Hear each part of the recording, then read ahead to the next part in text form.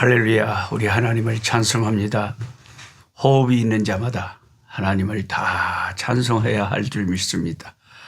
큰 소리 나는 재금으로 찬송하고 높은 소리 나는 재금으로 우리 하나님을 찬양해야 할 줄 믿습니다. 각종 악기를 동원해서 우리 주 하나님을 찬송해야 할 줄 믿습니다. 오늘 2022년 5월 9일 월요일 느헤미야 10장에서 13장의 말씀입니다. 어제가 어버이날이었는데 저는 참 안타깝게도 양가 부모가 다 세상에 안 계셔서 어버이가 안 계시는 어버이날은 참 안타까워요. 그참 세상을 살다 보니까 이런 날이 다 생기네요. 항상 부모님이 곁에 계실 줄 알았는데 어느 날 어느 순간 부모님은 계시지 않습니다.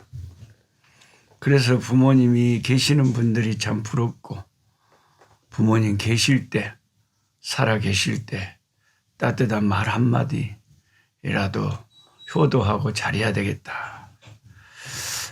그런 생각을 합니다.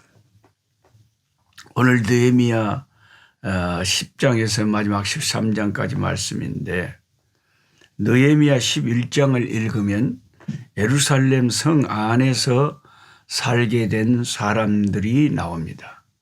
예루살렘 성 안에서 살던 사람들. 그 당시에요. 느헤미야 시대의 말입니다. 예루살렘 성 안에 살게 된 사람들이 왜 중요한가? 그 당시 예루살렘 성은 사람들이 안전하고 편안하게 살 만한 상황이 아니었습니다. 비록 성벽을 재건하고 성문을 다시 세웠지만 아직도 예루살렘 성 안은 썰렁하고 강도와 도적이 창궐했고 시설들이 제대로 갖춰져 있지 않았기 때문에 거기에서 살기가 힘들었다고 합니다. 그곳을 모두 피하고 싶었을 상황입니다.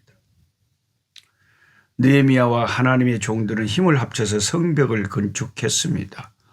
성벽을 건축하고 나니까 일단 외부 세력으로부터의 공격은 막게 됐는데 이스라엘 백성들은 이상하게도 마음이 허전합니다. 인간의 심리가 큰 일을 치르고 나면 그 뒤에 밀려오는 그런 허전함이라는 것이 있습니다. 이스라엘 백성들이 모두 고향으로 자기 집으로 돌아갔지만 어쩔 줄 몰라 했습니다. 집을 지을 때는 집 짓는 게 목적이었는데 집을 다 짓고 나니까 성벽을 다 고치고 나니까 마음이 갈급했던 것입니다. 그래서 부흥회를 여는 거죠. 강사님은 학사 겸 제사장 하나님 말씀에 정통한 학사 에스라를 초대해서 하나님의 말씀을 들었습니다. 학사 에스라가 와서 오늘날로 말하면 설교를 한 것은 아니었습니다. 그냥 와서 하나님의 말씀을 그대로 백성들 앞에서 100% 그대로 읽었습니다. 이스라엘 백성들이 하나님의 말씀을 생생하게 듣다 보니까 마치 그 말씀이 자기 영혼을 비추는 거울이 돼서 자기 자신들을 보는 것 같았습니다. 이스라엘 백성들은 말씀을 듣는 순간 우리가 잘못 살아왔구나.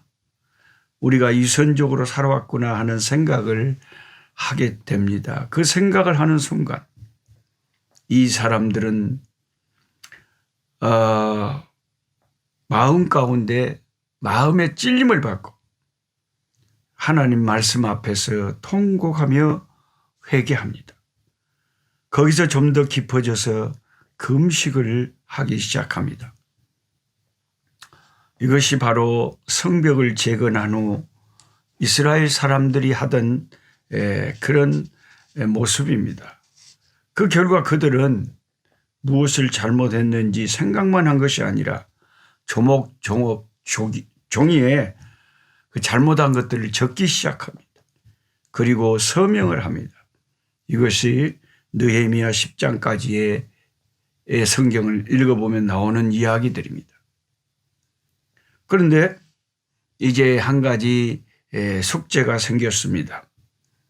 그러면 과연 누가 예루살렘 성에 들어가서 사는 것인가, 살 것인가 하는 것이죠. 예루살렘 성벽이 완성되었는데 누가 그 성 안에 살 것인가? 느헤미야 11장 1절을 읽어 드리겠습니다. 네, 쉬운 성경입니다. 백성들의 지도자들은 예루살렘에 살게 됐습니다. 나머지 백성들에 대해서는 제비를 뽑아 10분의 1은 거룩한 성 예루살렘에서 살게 했고 그 나머지 10분의 9는 각자 자기의 성읍에서 살게 했습니다. 이런 말씀이 나옵니다. 자풀이 무성하고 집은 고채하고 여우들과 쥐가 들락날락하는 아직 여러 가지가 미미한 성 안에 들어가서 살겠다고 나서는 사람들은 첫 번째로 백성들의 지도자였습니다. 그러니까 그 당시에 지도자들이 올바른 정신을 가진 솔선수범하는 지도자들이었던 거죠. 지도자들이 모범을 보이면 백성들은 기쁘게 따라가죠. 지도자가 희생하면 따르는 자들도 희생합니다.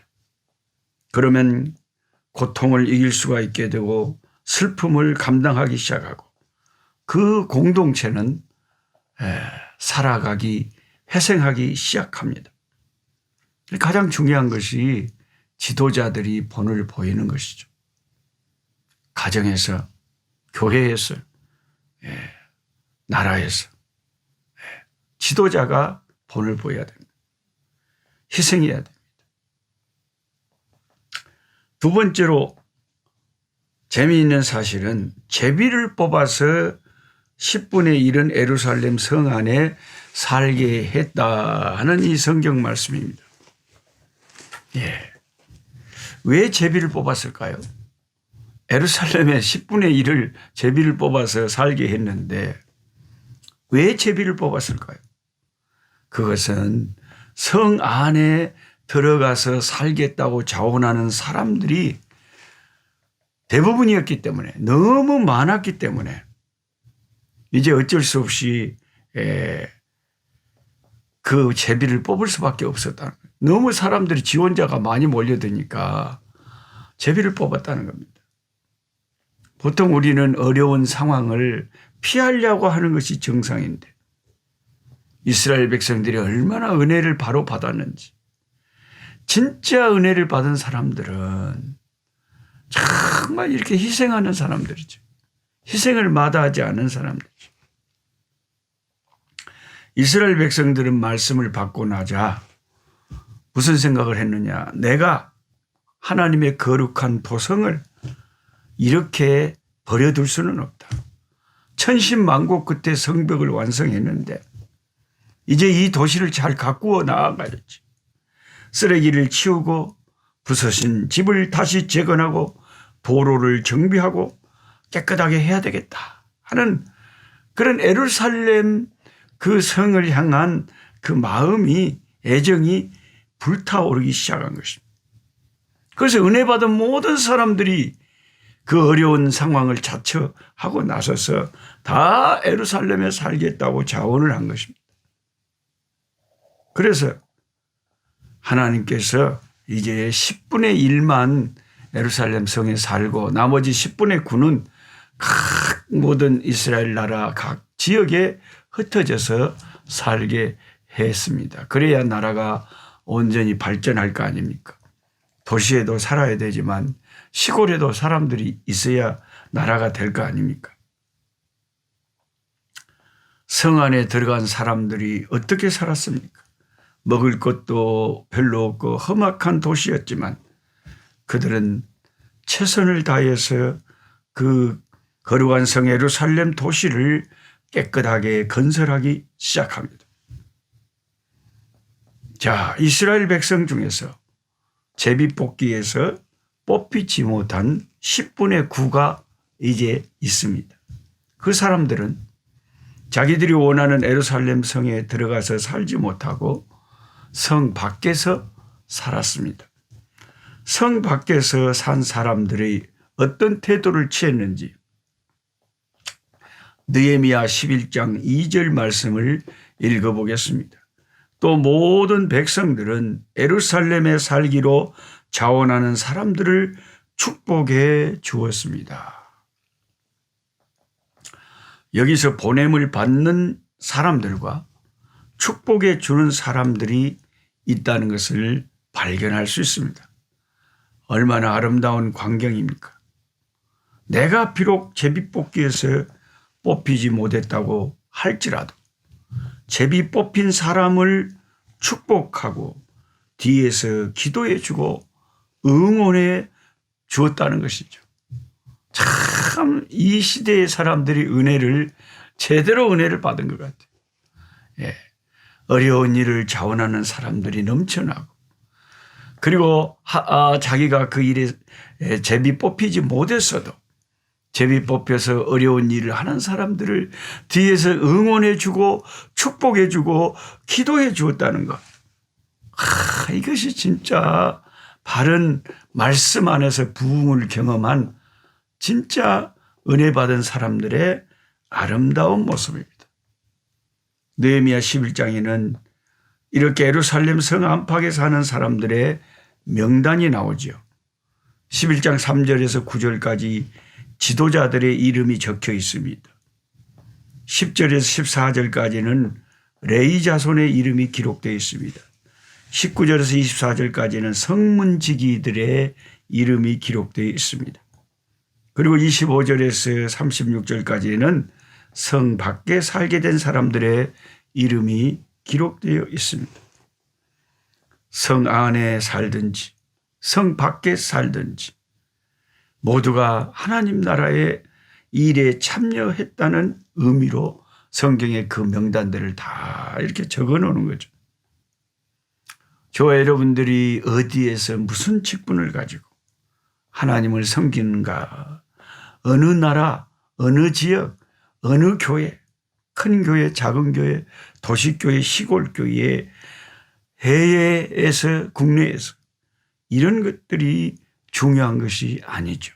중요한 것은 우리가 살고 있는 나의 삶의 처소에서 하나님께서 내게 자로 재어준 구역은 실로 아름다운 곳에 있도다 하는 시편 기자의 고백처럼 하나님이 나로 하여금 살게 해 주신 곳에서 그곳에서 최선을 다해서 하나님을 영화롭게 하고 하나님을 잘 섬기고 살아가는 최선을 다하는 삶이 그 삶이 중요한 것이죠. 어제 저녁에 저는 이 한국 부산 광안리에서 한 집사님으로부터 간증이 섞인 그런 전화를 받았습니다. 조정현 집사님이라는 집사님께서 전화를 해 주셨는데 우리 꿀송이 이 보약 큐티를 3년 전부터 알아서 3년 동안 계속 매일같이 말씀을 읽고 말씀을 듣고 읽고 묵상한다.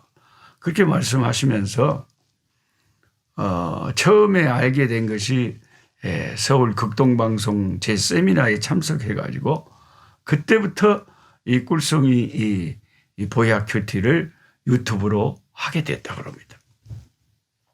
그래서 매일같이 이 순서를 따라서 말씀을 읽고 말씀 중심의 삶을 사니까 너무너무 신앙생활이 좋다는 거예요. 오늘 그 느헤미야의 말씀처럼 에스라를 불러서 말씀을 읽고 말씀에 부흥회를 하고 백성들이 그 말씀에 은혜를 받고 헌신하고 회개하고 새롭게 하고 하는 그 말씀에서 진정한 부흥이 오는 거죠. 말씀 중심의 신앙생활이 그래서 그렇게 중요하다는 것입니다. 여러분. 은사는 다양한 거예요. 그러나 성령은 같은 한 성령이시죠. 그래도 말씀 중심의 신앙을 가진 사람들이 이 말세에는 너무 중요한 것입니다. 그래서 이 말씀과 함께 늘 신앙생활하니까 하나님께서 때를 따라서 참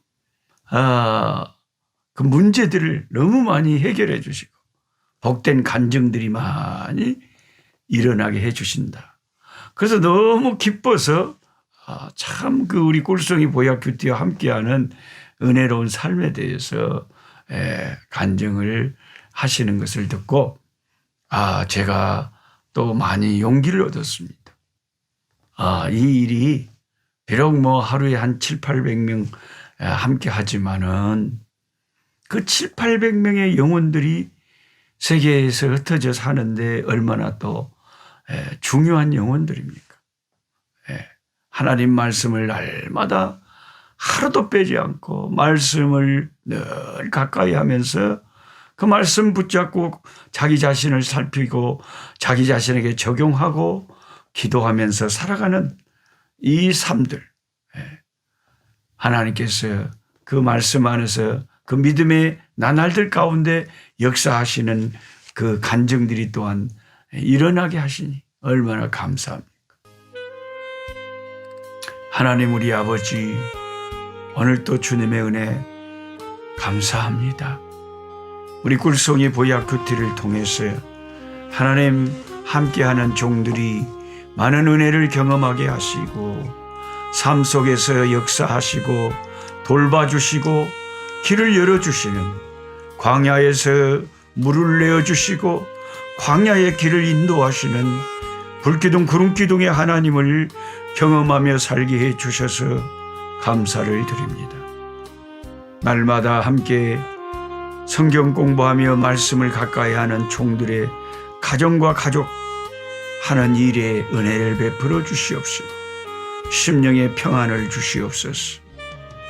학사 에스라와 총독 느헤미야에게 주셨던 그 시대를 감당해내는 아름다운 헌신의 신앙들을 우리들에게도 허락하여 주셔서 우리가 에스라와 느헤미야와 같이 하나님의 나라와 주의 아버지 이름을 위하여 잘 우리에게 주어진 사명을 감당해내는 우리들의 삶이 되게 하여 주옵소서. 이름 없이 빛도 없이 우리의 삶의 처소에서 우리가 할 수 있는 최선을 다해서 하나님을 섬겨갈 때에 은혜 베푸시는 하나님의 손길을 맛보는 우리가 되기를 원합니다. 주여 오늘도 우리에게 은혜 베풀어 주시고 우리 가정에 평강의 평강을 주시옵시고 우리 자손들의 아버지 은혜 주셔서 우리 주님의 은총의 날개 아래 거하게 하여 주시옵소서.